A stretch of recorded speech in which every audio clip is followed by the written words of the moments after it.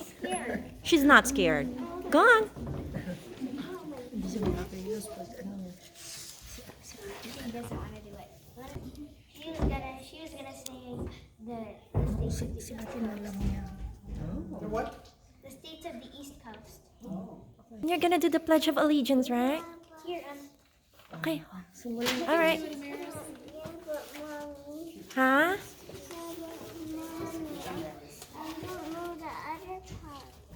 No, just recite the Pledge of Allegiance. I pledge. Hold your flag. Hold your flag. I pledge. Oh, Okay. we practiced it. You say it, anak. Ready, Amaris?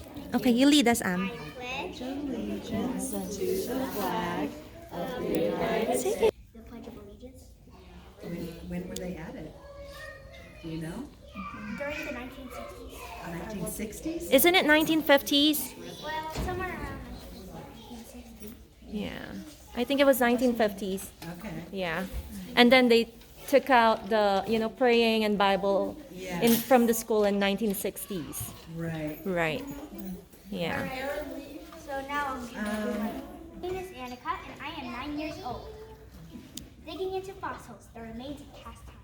When we think about fossils, we think about huge T-Rex skulls at the top of a cliff or Brontosaurus skeletons encased in a rock. However, this is not how you find a fossil. Fossils are remains of things that lived long ago, such as thousands or hundreds of years. So they are not in the nicest place to be discovered, nor will they be in a mint condition.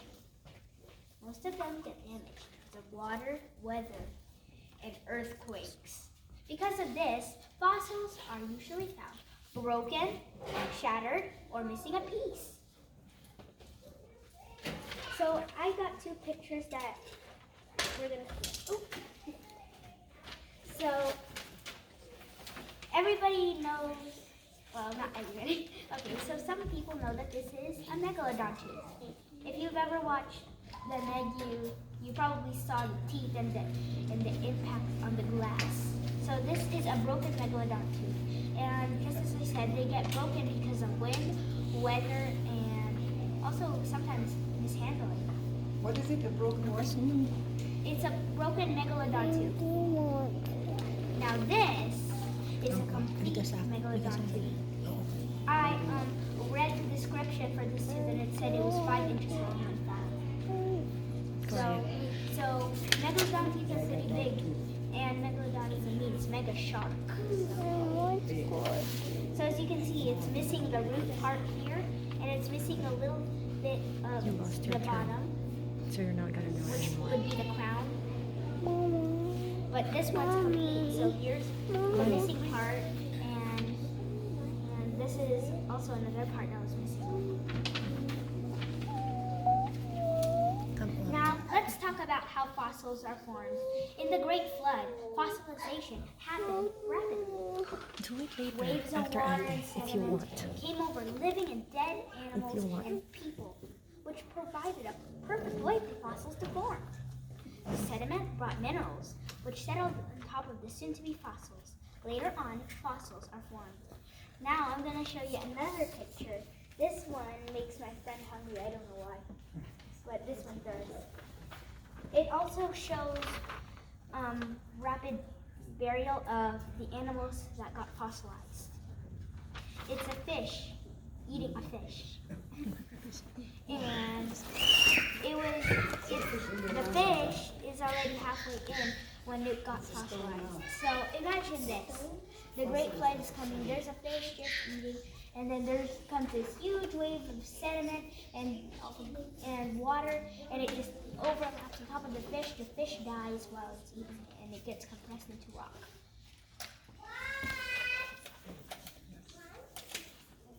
Dinosaurs and other now extinct animals, such as ammonites, also known as shelled squid, died and got fossilized. You're gonna do it after You Ate? may not know what an ammonite is You will? because Are you? No. they're not really, Okay, do it after Ate, huh? they're actually not really known, but this is an ammonite. It's a shelled squid, as I said. So imagine this. This is its shell, and only the shell that's fossilized most of the time, but it would have tentacles coming out of it. So just compare it to a living nautilus. All right, Mom, we need to Huh? the past and other fossils next. So I'll just say that. However, their fossils did not form in all the same way. Some fossils are casts and some are molds. So what are casts and molds? You will probably understand if I tell you how they are made. A mold formed like this. An animal got stuck in mud. It died there because the mud did not have any water or food sources, starving and drying the water inside the body of the animal to death. So the animal's body rots away, leaving an imprint in the newly dried mud.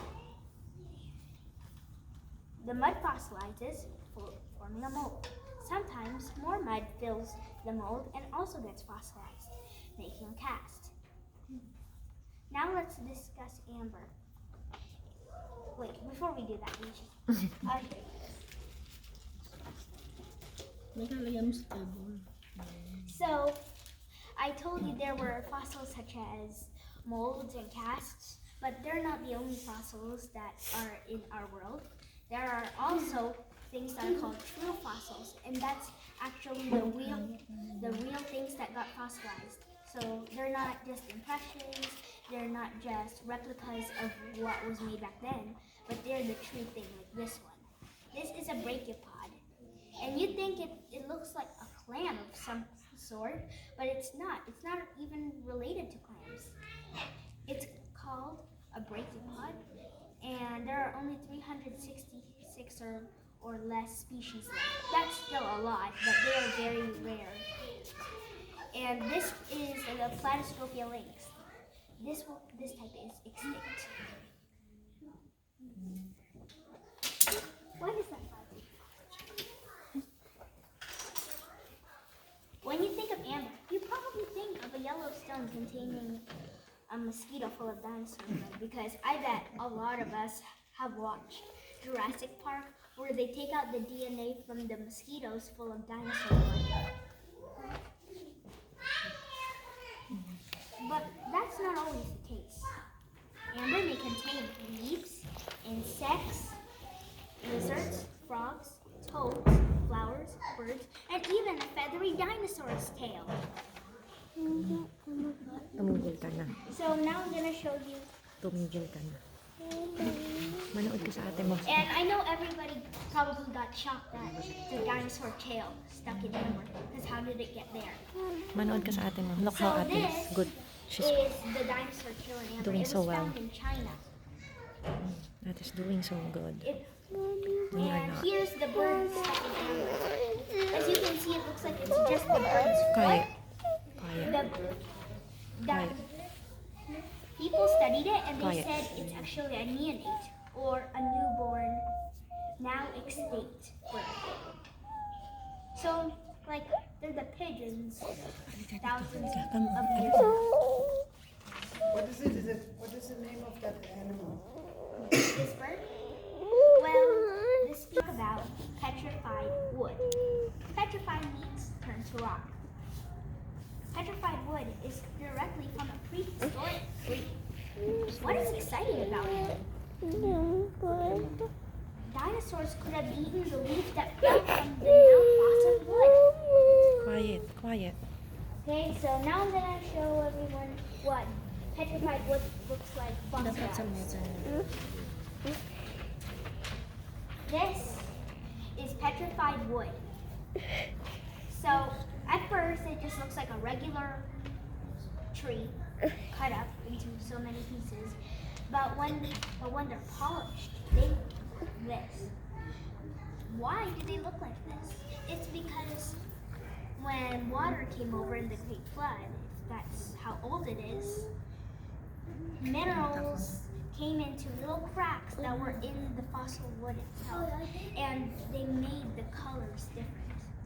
So that's why petrified wood is so beautiful, but not all petrified wood is this way.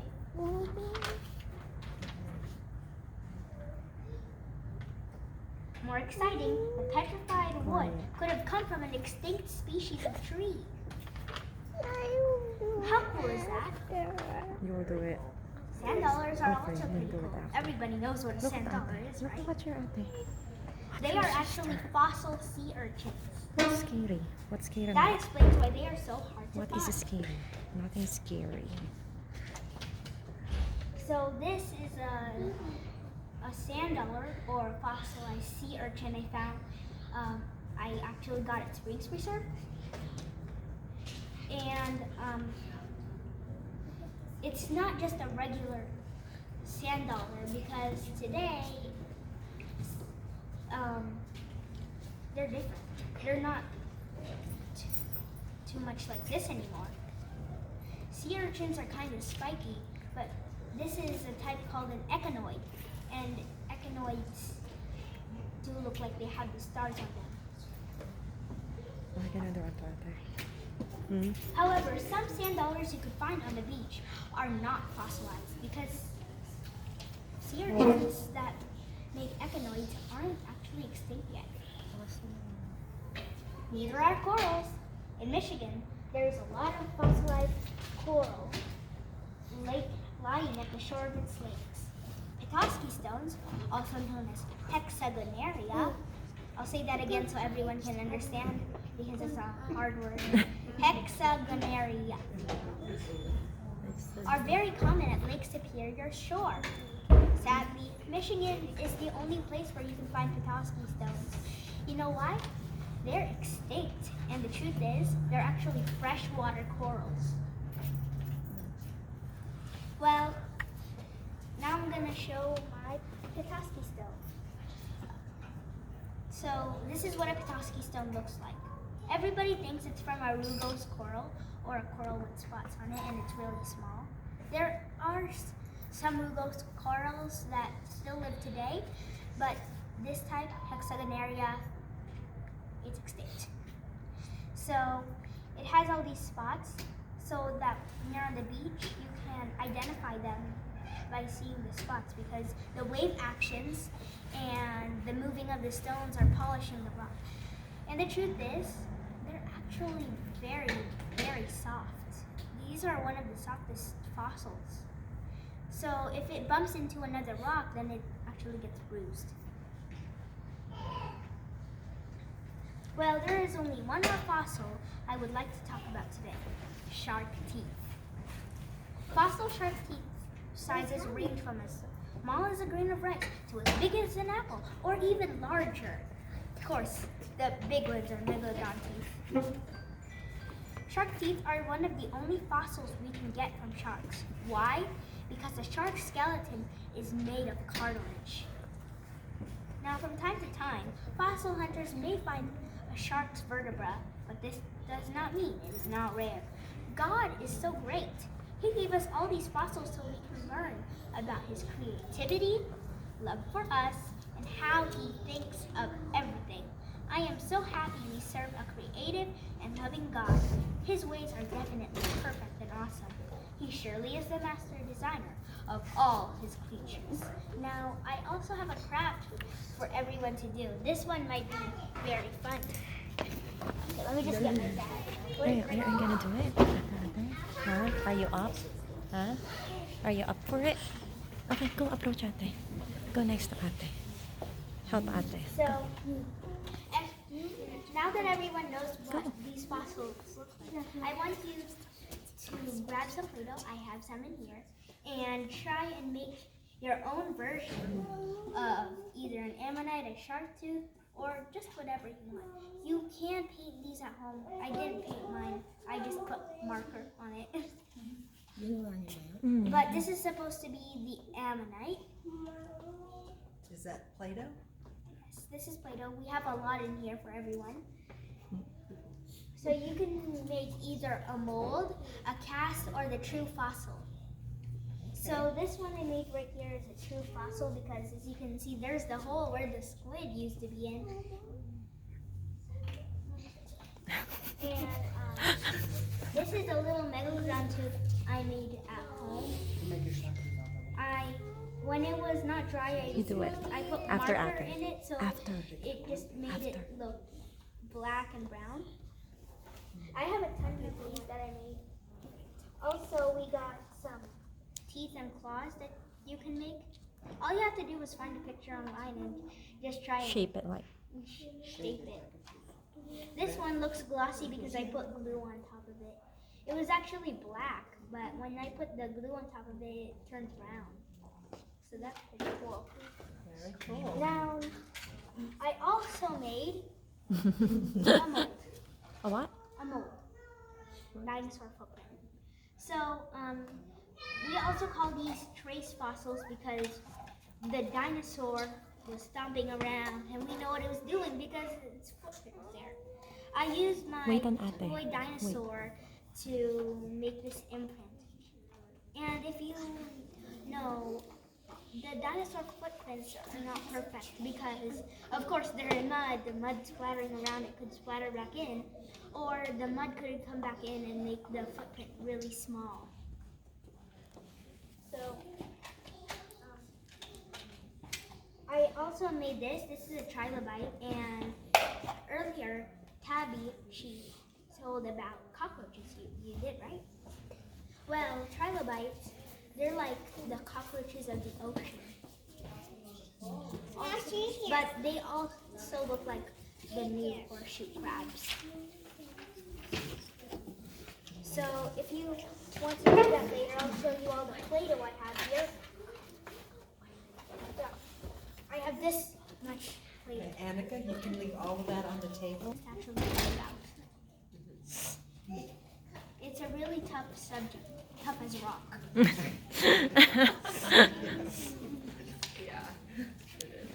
All right, any other questions for Annika? We'll do the activities on this table a little after we're all Are we done, done? okay? Any other questions? Great.